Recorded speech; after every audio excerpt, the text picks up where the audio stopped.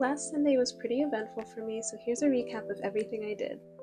The first thing I always have to do when I wake up is feed my cats because they're usually already waiting for me.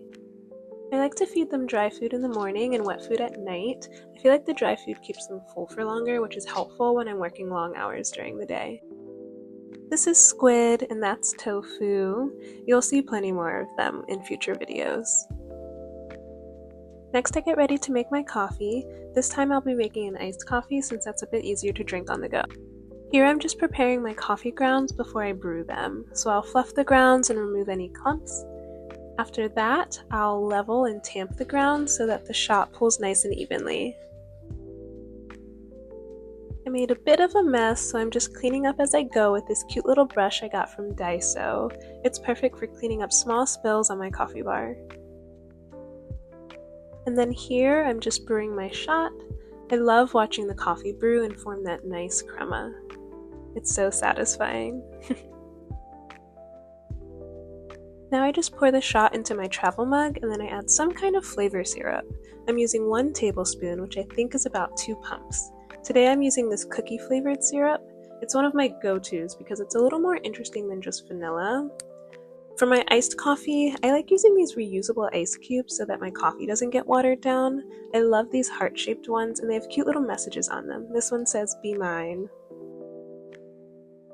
I'm adding a bit of milk and then my coffee's all ready to go. This travel mug has a handle, which makes it perfect for taking with me on the go. Isn't it cute? Before I start getting ready, I just want to make my bed. I don't care too much about making it perfect, so I'm just straightening everything out essentially. I actually prefer the fluffy look because it feels more cozy to me personally.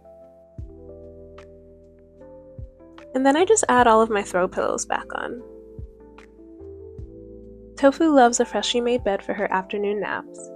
I didn't have time to focus on my outfit since I was actually running behind schedule, so I decided to just go with something simple and cozy, so I just threw on a plain sweater and some jeans.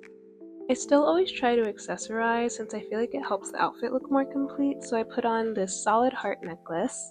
Here's a close-up. I matched that with these heart-shaped earrings one of my close friends gave me, and then I threw on some lip gloss and perfume. Here's the final look, minus the sneakers because no shoes in the house. I went with these Adidas. I love that they're neutral, but they have this cute floral detailing on them. Of course, I can't leave the house without saying bye to my girls. Here's another look at the full fit.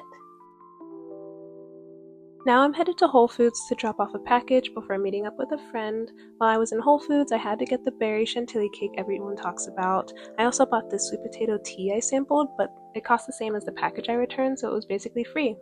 And that's what we call girl math. Now I'm headed to my friend's house to work on some crafts. We're making keychains as freebies for the BTS concert in August. I've never made keychains before, but these are all the ones we ended up making before I had to leave for an event. Now I'm on my way to a wine bar and pasta making class through an app called 222. I have so much I'd like to say about my experiences using the 222 app, so I think I'll make a separate video about that at some point. We started at Figo Wine Bar and I had a really good orange wine, and then we headed over to Bar Cucina for a pasta making class hosted by Table Talk. They're a local group which hosts events designed to help you connect with your community. I had such a blast learning how to make pasta with the new friends I just made. We learned how to make cavatelli, and we even got to keep the gnocchi board, which I will definitely be using again. There also was an apron contest where I won this awesome tote bag. A group of us were still hungry after the event, so we went for tacos before I headed home for the night. The event took about 4 hours, so it was pretty much the end of my day. Afterwards, I headed home to feed my cats. Here's me walking to my car. It was a pretty full day, so I couldn't wait to unwind before the start of my week. I had such a great time and ended up making some awesome connections, some of which I was able to connect with again later in the week. I'll definitely have to talk more about my experiences with 222 and Table Talk. I've already had more fun experiences that I plan to share with you. But until then, I hope you enjoyed my video and stay tuned for the next one. Bye!